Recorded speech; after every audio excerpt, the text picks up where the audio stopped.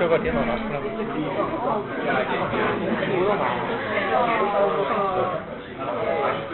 没得。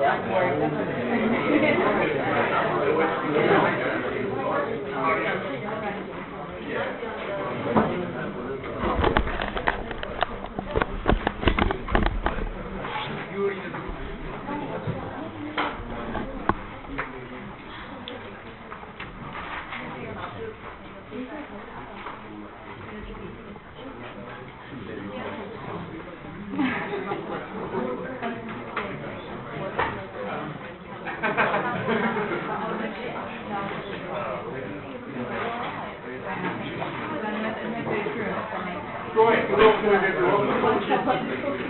Apologies for the slightly late start. I've completely forgotten that last week Les had warned me that you couldn't get HDMI running in this lecture here, so I'll just go all the way back to my office and pick up my dongle.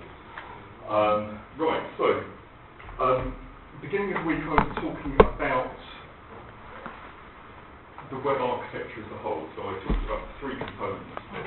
So, identification, being things like URIs, representation, so languages like HTML, and interaction, protocols like HTTP.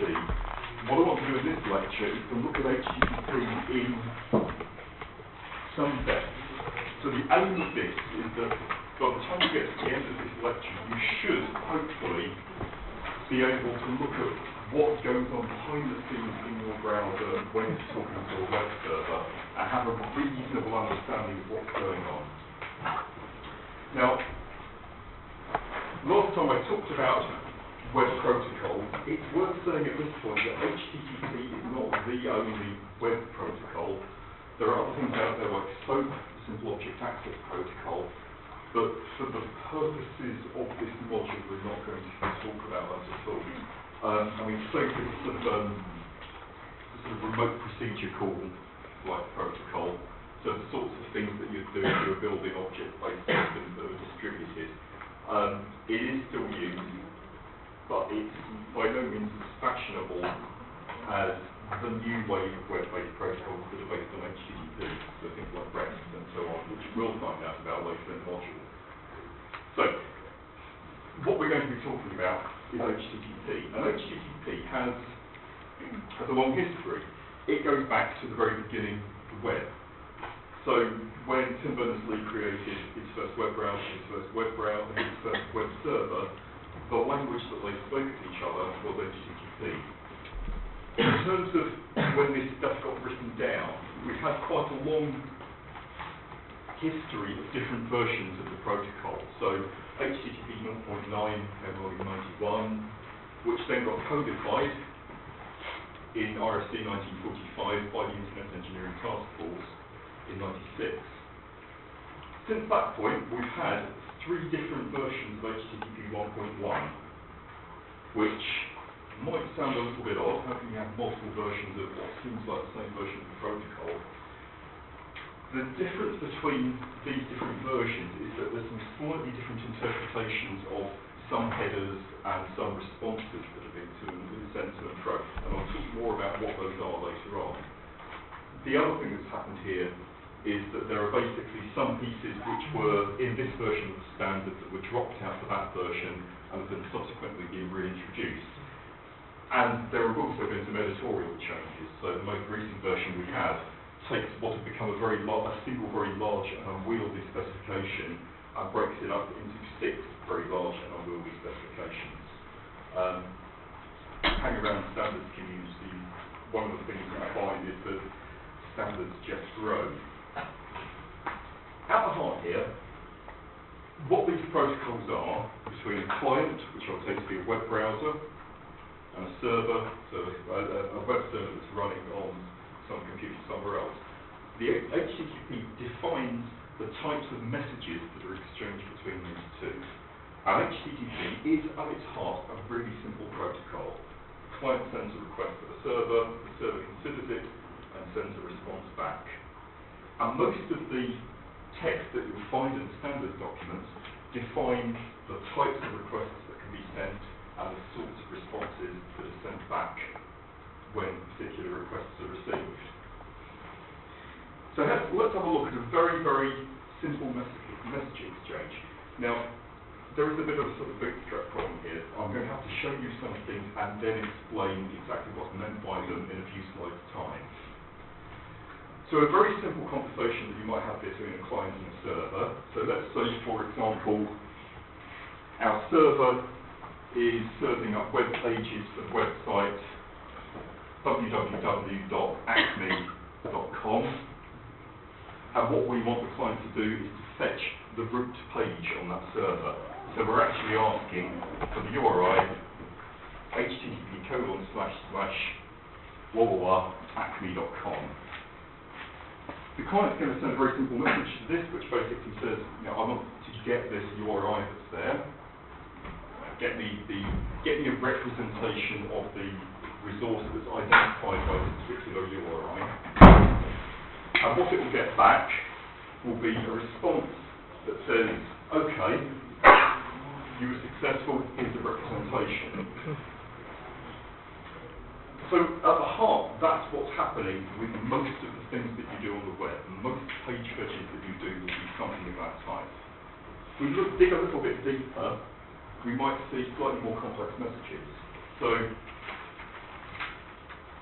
the client sends a message to the server saying get, which is what we call a method or a verb. So that tells the server what kind of interaction the client wants. Get slash. Slash means I'm looking for the root document, the root resource. HTTP 1.1, this is the version of the protocol I'm speaking, because there could be other versions. It then specifically tells the server that it's asking for a particular web server, effectively. The point here is that you could have one physical server that's serving up web pages from a number of different domains. So it might not just be acme.com that's being served from this physical server. You could have hundreds of other websites being served from the same thing. The server will consider this and send back a response that says HTTP 1.1. So you say you're talking HTTP 1.1, so am I. 200, which is a response code that means you were successful, here's a representation, and OK, which is the sort of human readable counterpart to 200. And I'll talk more about the variety of these things. We then get back a header saying, by the way, the thing that I'm about to send you is an HTML document. So here's one of those internet media types that I talked about on Monday. A blank line, and then it will send the representation. So in this case, a little scrap of HTML that says, welcome to the Acme Incorporated homepage. That basically is as simple as HTTP gets, and it doesn't get very much more complex. There are little bits added around the edges, bells and whistles, but that is about 80% of what you need to understand about HTTP.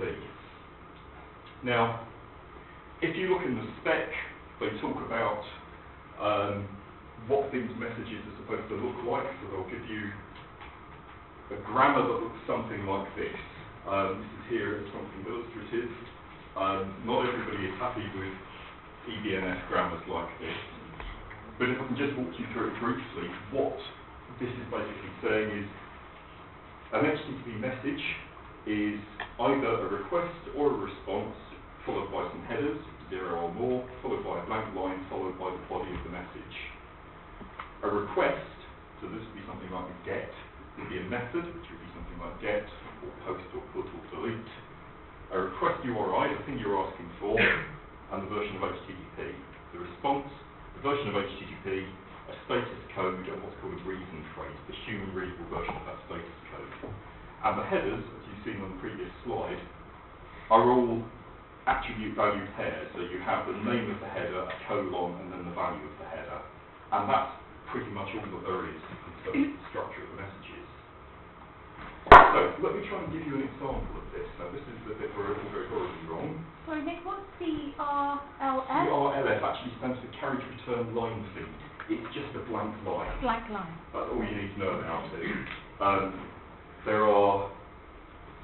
So carriage return line feed basically goes back to or line printers and ultimately typewriters. You've just moved down the line with your return carriage all the way to the left again.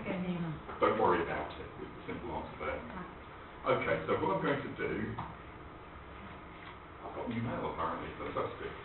I'm going to try and show you what it's like to talk to a web browser, to talk to a web server. I'm going to pretend to be a web browser. So let's go to a simple website, the university website. So I'm going to use this command line tool called telnet, which basically lets you send text over a socket, over an internet socket. Now, by default, when you talk to a particular website, obviously this domain name here gets translated into an IP address. You need to talk to a particular port number, so think of this as being like a particular telephone number that exists in this house. For HTTP, the default number is 80, so all HTTP interactions almost all go in and out of port 80 unless otherwise specified. So, I've connected, I'm talking to the university website. Let's ask for a particular thing. So I want the top level page, get 1.1. I need to tell it that I'm actually looking for the university website, because it turns out there are several websites that are run from that IP address. So 152.78.118.52 is the internet address, the IP address of that website. So I've asked to get a particular thing, I've told it where I wanted to get it from, I put in a blank line, and bang, here's a bunch of text that comes out of it. Lovely, indigestible, very lengthy HTML. So if you look at the headers here, it says a few things. It says HTTP 1.1 200 OK, you were successful, and it tells me a bunch of other things. It tells me things like when the response was sent. In fact, when the response was sent, that is about 2:15 GMT on Thursday, the 13th of October. It tells me a few other bits and pieces. It tells me what particular piece of software is running on the web server, and there are some other little bits in here. So it will tell me the content type, the fact that it's HTML, and it will even tell me what character set it's written in. And there are other bits in here like this, so cookies. So these are bits of local data which it's asking me to store in my web browser. And if we look down beyond this, it's all HTML from this point onwards. Very, very long-winded HTML. Okay, so, and the thing is, you can do this. You can go to web pages like that. Good way to debug things. Now, I've shown you one method so far, which is this get method. Get is the simplest to understand. It just means get me a representation of this source. There are others. So there's a method called head, which basically says, I don't want the representation, but tell me what all the header values would be. So that might do things like tell you what type an object is without actually giving you the object, or it might tell you the size of an object without giving you an object, without giving you the representation. Other things we can do, we can ask to post something, so basically create a new resource. We can put something, update the representation of that particular resource, delete the representation of that particular resource. There are a bunch of other standard HTTP 1.1 methods that I'm not going to talk about because actually they're not that interesting. They're all to do with sort of intermediaries like proxies and things. For most of the things that you'll do, particularly when you get around to the REST coursework, this will be a set of HTTP methods, a set of verbs that you're likely to use. Right. What I can do here is show you one of these other verbs being used. So let's open another window. Same thing as before. So go to port 80. I'm going to delete the university homepage.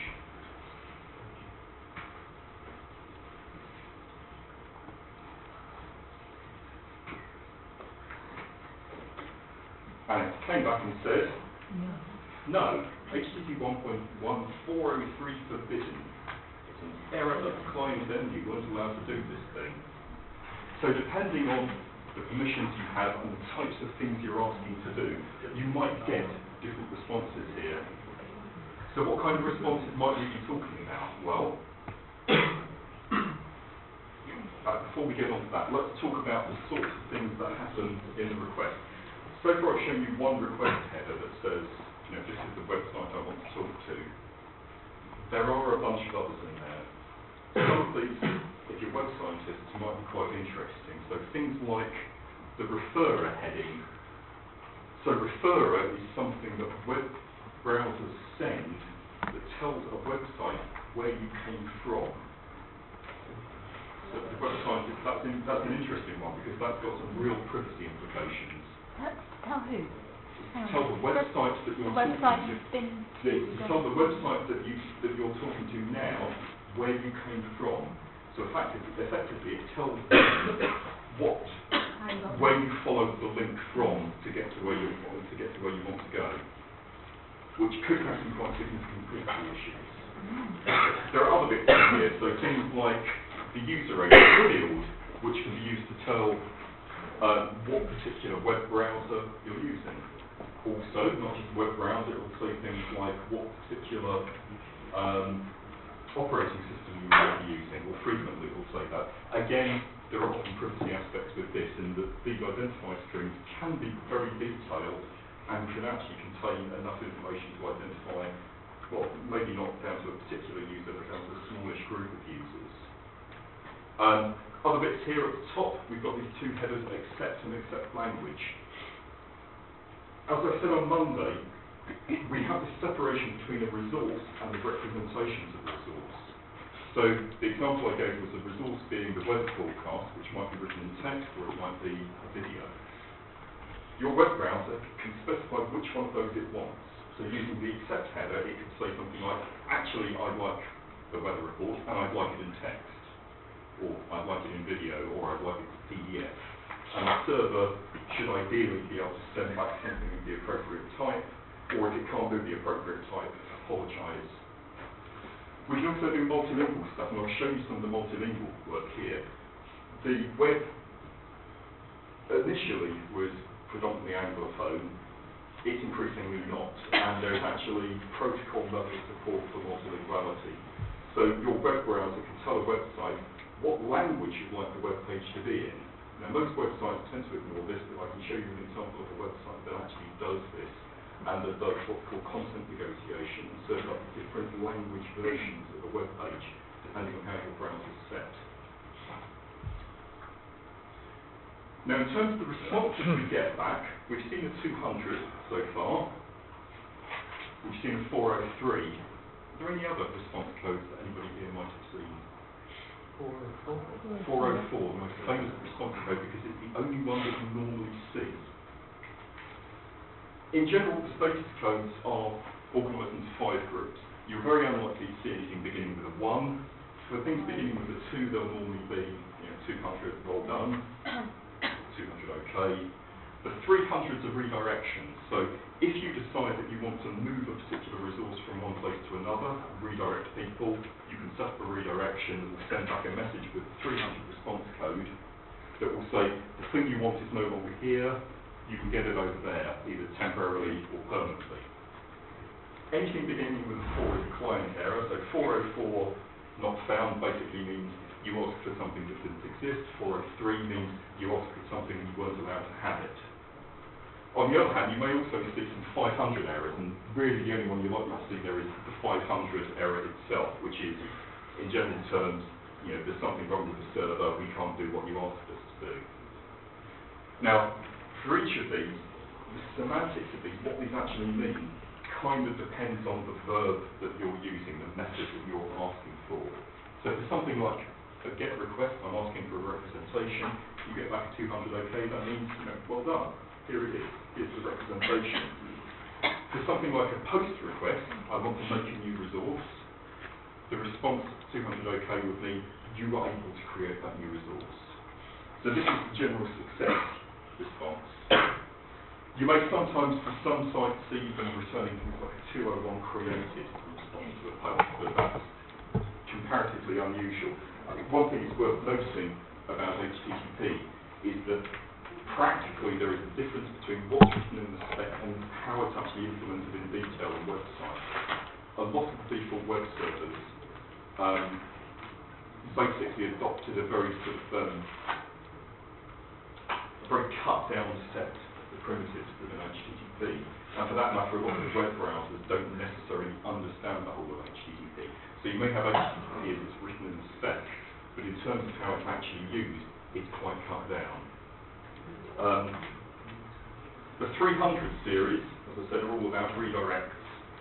So you might sort of find something like a 300. Now, a 300 is it's an interesting response in that it should in fact be very powerful if anyone used it, but very few people use it.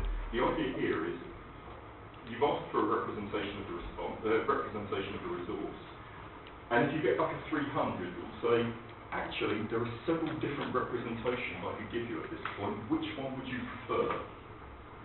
So what it will do is, rather than sending you a representation, it will come back and say, right, well, these are all the different representations I support. You know, you've asked for the web report. You could have it as an HTML file, as a piece of video, as an audio track, as a PDF. Tell me which you want. The more common ones you'll find will be 301, moved permanently. So the thing that you wanted used to be here. From now on, always ask for it over there instead, because I won't have it in the future. And the way this bit gets indicated is through a field that's in the response that gives the new location. Alternatively, you might have 302. So the thing you want, I can't give you at the moment, so for the time being, go and ask for it over there. The next time you want it, come back and ask me for it again, because I should be able to give it to you then. So a lot of these are trying to manage things like the migration of resources from one place to another. In this case, it's a temporary migration. In the 301 case, it's a permanent migration. Other bits and pieces in the 400, so these are the user errors. 401 unauthorized. You asked for this thing, I asked you to authenticate yourself, and you weren't able to. So this is the response that you'd get if, for example, it asked for a username and password that you weren't able to supply. It's a way of telling your user agent why you failed to get this thing. 403 forbidden, you're not allowed to have it. I understood what you were asking for, but I'm not going to give it to you. So when I tried to delete the university's homepage, it quite reasonably said you were forbidden. 404, as I've said, is I don't know what you're talking about. I can't find the resource you're asking for. I don't know anything about it.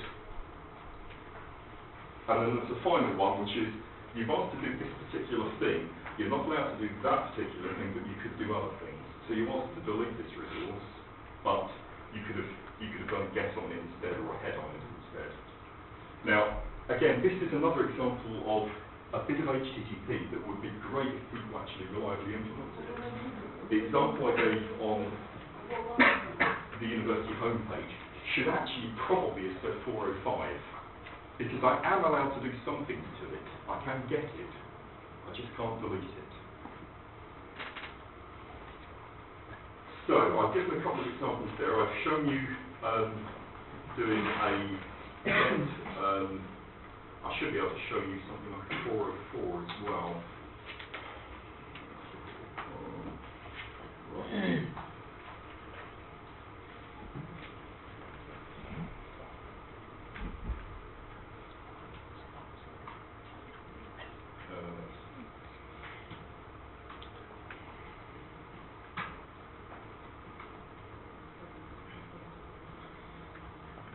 So that should come back and say, I've got no idea what you're talking about. 404 not found. So we've been able to elicit some of the fairly straightforward response codes. The places where this gets rather more interesting are when we start trying to talk about things like content negotiation. So far I've shown you the request headers.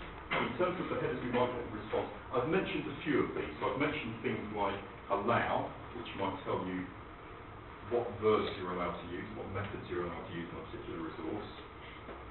Just as in the request we've got accept and accept language, in the responses we have content type, which you've already seen, but also content language. which tells you what human language a page is written in. There might also be some other bits and pieces, so how long is the thing, how big is the representation we're sending back.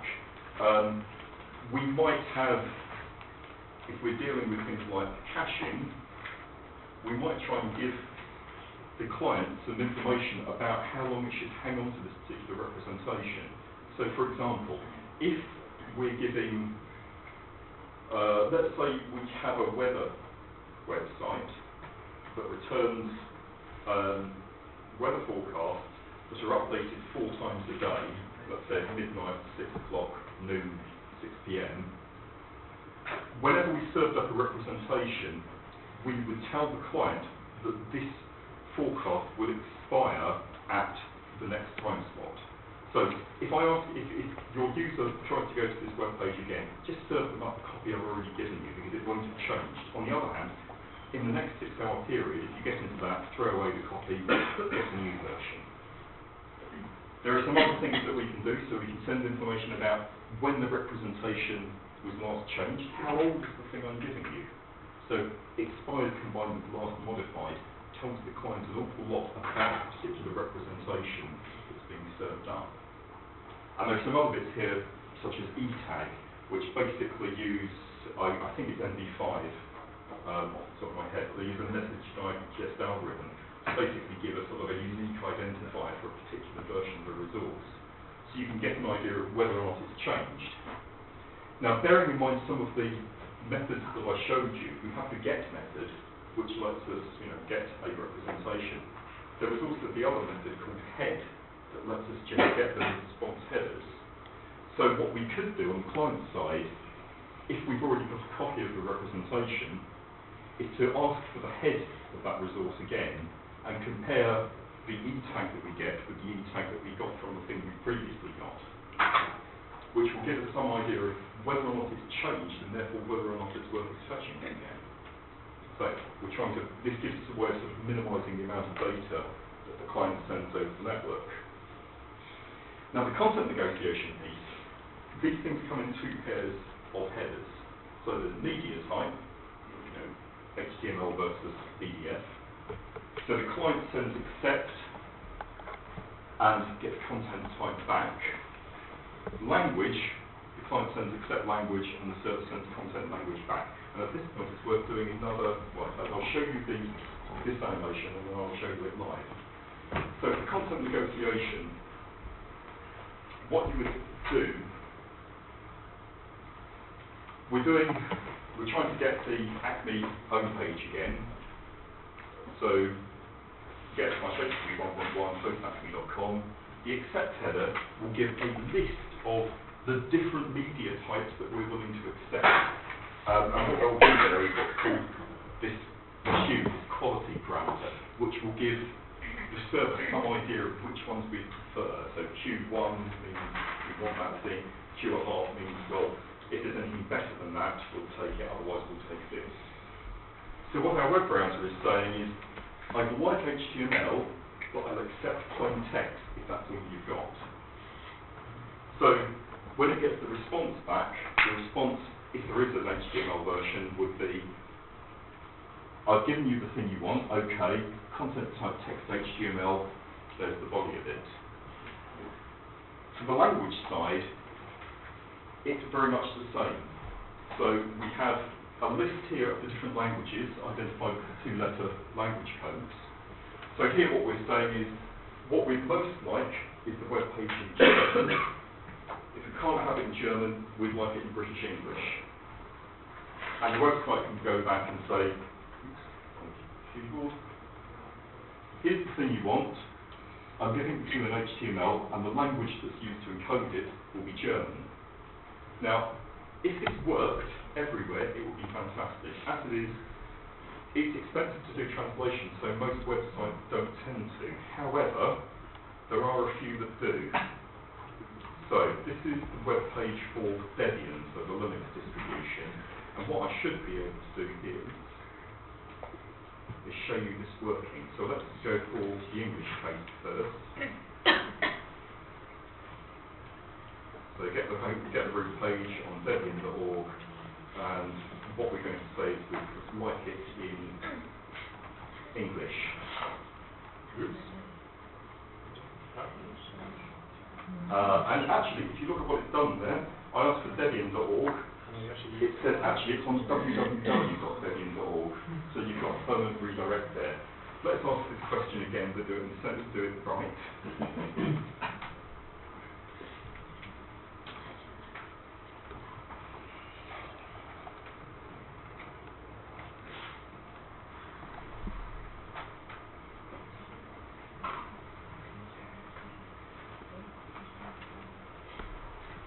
Right, so there's the Debian homepage, and it comes back and says, if we look in the headers here, it says the content language is English, the content type is HTML. You do occasionally find people putting very obscure in-jokes in the headers in HTML. That was, so the Clacks overhead header was something that started appearing when Terry Pratchett died, when people were putting it in there. It's quite sweet, actually. Okay, so I'll show you this with English. Shall we see if we can get it in German instead? Right, so.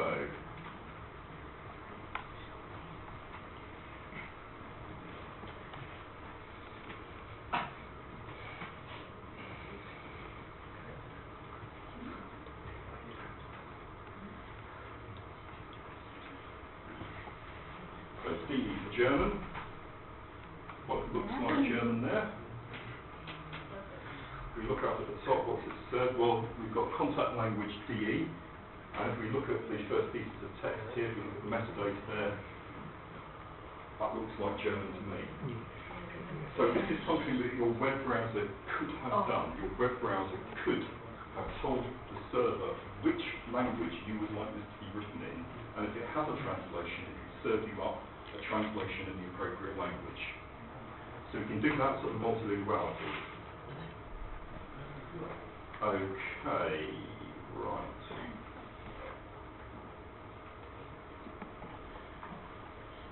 What I told you about so far is really the core bit of HTTP. As I said at the beginning, if you can understand very basics, that it's a request response, you can get representations, that gets you about 80% of HTTP, or 80% of HTTP as it is commonly used. The different types of requests that I've sent you, that I've shown you, so the different methods, the different headers, the different types of responses, makes up probably most of the remaining 20%. If you understand all of that, you've got almost all of HTTP 1.1 as it is currently used. However, one thing that you might observe, when I've been typing these things in, when I've been typing directly to a web server, it's quite long-winded. So you might look at it and say, well, you know, okay, there's the actual content, that's quite big. Yes, but web browsers can compress that content on the fly. Web servers and web browsers can compress and decompress on the fly. I didn't show you that bit because it doesn't actually look like much when on screen. So if you make that bit easier, the problem with HTTP is that there are a number of fundamental drawbacks with the protocol. That means that despite its early growth, it's not actually very scalable. So to give you an idea, if you look at the original version of HTTP, or the original standard one, 1.1, they made this decision that every time you want to talk to a server, you start a new conversation. So let's say I go to a web page on a particular server, and the web page has got 20 or 30 images and other resources, so style sheets, things like that, attached with it. What my browser would have done would be to go and get the HTML page, and then ask separately for each of the other bits that appears in that web page. That has quite an overhead in terms of TCP/IP, particularly at the TCP level, because you actually have to set up a connection, then tear it down when you're done, set up a new one, and tear it down when you're done. There's also a problem with latency, in that all of these things happen one after the other. So if you have a page with many sub-resources, many things within it, it could actually take you quite a while to get the whole page. So HTTP 1.1 introduced a couple of partial solutions to this, which I'm just going to briefly outline, and then I'll talk about what the current state of the art in terms of the standards development of HTTP 2 is like. So this is sort of the level of HTTP 1.1. So every time we make a request to a server, we open a TCP connection, we send our request, we wait for a response, we close the connection. And each time we'll do that, we'll set up a connection, then we'll throw it away at the end. This bit, there is a handshake that's involved in TCP that actually introduces a reasonable amount of latency in the system. It increases the delays in the system. So ideally, we'd like to get away from that. The first thing that HTTP 1.1 did was this thing called keep alive, and you might have seen that in some of the headers that were sent back from the server. It's basically an instruction gone back to the client to say, I do this thing. The idea here is, rather than opening a TCP connection and then closing it, you open one at the beginning, you make all your requests, and then you close it when you're finally done with that particular server. That's fairly straightforward. The next thing that came in 1.1 is this notion of pipelining. So it might be that rather than having to do this sort of tick and tap thing where you say to the server, I'd like this thing, and it says, yes, okay, there you are. I'd like the next thing. There you are. I'd like the next thing. There you are. What you could do is go through and say, I would like these 5 things.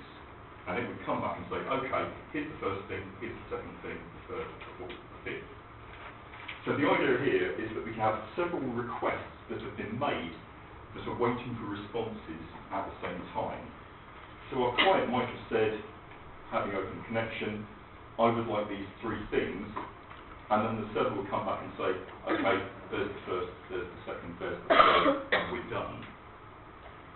The nice thing here is that the server can start responding to the first request before it's received the rest of the requests, or before it's received the last of the requests. So again, we've got rid of the overhead involved in throwing away a connection, step up and tear down, and we've also sort of compressed the timescale over which this is happening. So that gives us a little bit more,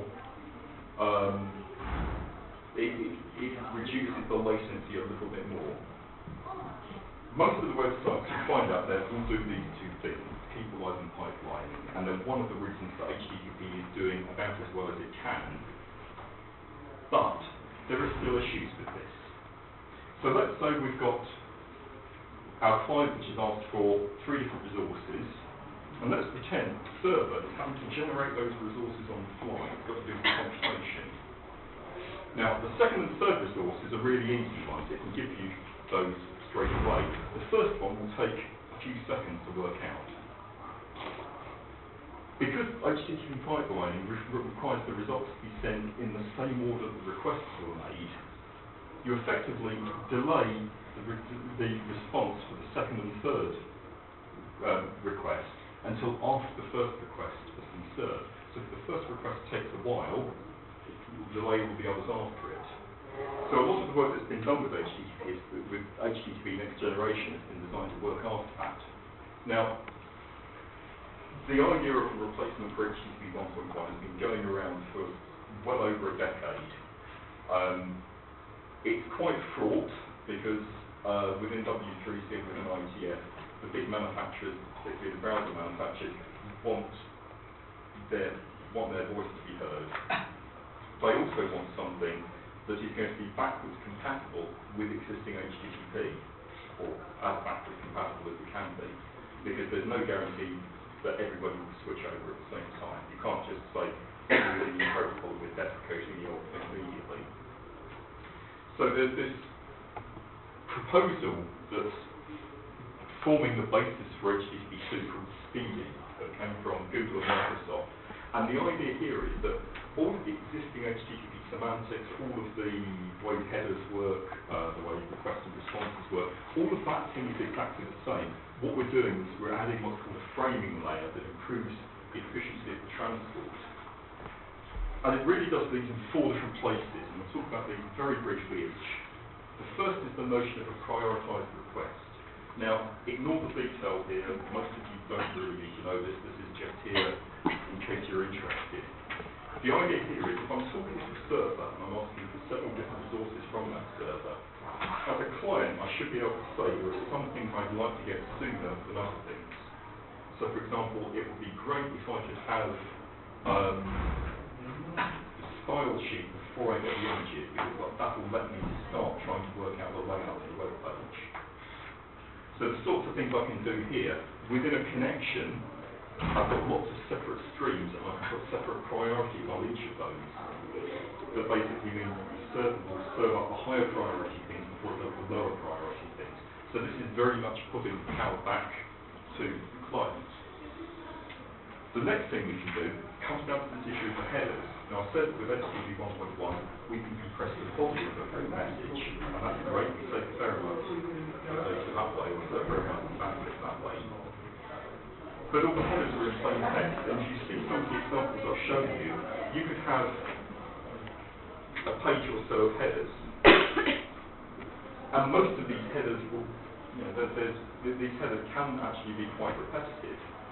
So the idea here is that we provide a means for compressing those headers just as the bodies are compressed. Saves a little bit of bandwidth and makes the messages smaller overall. The final thing we can do here, which is of interest, is what people call push. Now, HTTP push is something that lots of application developers want. If you think about the way that HTTP works, as I've shown you so far, every interaction is initiated by the client. So the client asks the server for a thing. There's no easy way for the server to, of its own volition, tell the client there's a new version of something, because it's the client that has to initiate a conversation. What typically happens is clients will sit there saying, has it changed yet? No. Has it changed yet? They'll keep polling repeatedly, which is inefficient. What we have with HTTP 2 is a technique for what's called a push. Now, there are two ways in which we can do this. One is we can send updates to representations. The other thing we can do is, if the server is smart enough, it can send the client things that it thinks the client will need before the client has asked for them. So, let's look at a concrete example of this. Let's say we have a web page. We've got some text on the web page. We've got a couple of pictures in our web page. And let's say we've got some style information about this web page as well. There are 4 different resources that we have here. We have the HTML file overall, we have the CSS file, and we'll have a couple of images. What will typically happen is the client will ask for the HTML, it will parse it, and then it will say, oh, I've looked through this now I realise I also need that thing, and that thing. And it will put through a second round of requests. What push gives the server the ability to do is to say, when the client asks for the HTML page, is to say at the same time, and by the way, while I'm giving you the representation for this, here are representations for the other things that appear in that page that I think you're going to need. So you cut down another round trip to and from the server, which again should improve the latency of the system overall. In terms of how widespread HTTP 2 is, if you use Google Chrome, there's an implementation of Speedly in it. I think there's one for Firefox as well. But it's not that widely visible on web servers yet. It's something that you'll find some websites, some web browsers using, but only selected web servers. So it's not that widely accepted yet. If you're interested in further information, in terms of the sort of 6 specifications for HTTP 1.1 that are there at the moment, the one that is probably most worth you reading is the semantics and content one, which explains the different methods, different headers and responses. Most of the rest of them are about sort of transport level details, which are not the sorts of things that you're going to need. When you get around to doing the rest coursework, a lot of the rest coursework will sort of rely on you having some sort of understanding of this. What I'd say is, this is not a great source to learn from, it's a reference work. You will get pointed at some teaching resources that are much better for learning about HTTP beyond what I've said in this lecture. But if you really get stuck in terms of exactly what something means, that is the definitive source. Any quick questions? Oh. This thing is really bad. What's Telnet? What's Telnet? Telnet is just a command line program that you find on the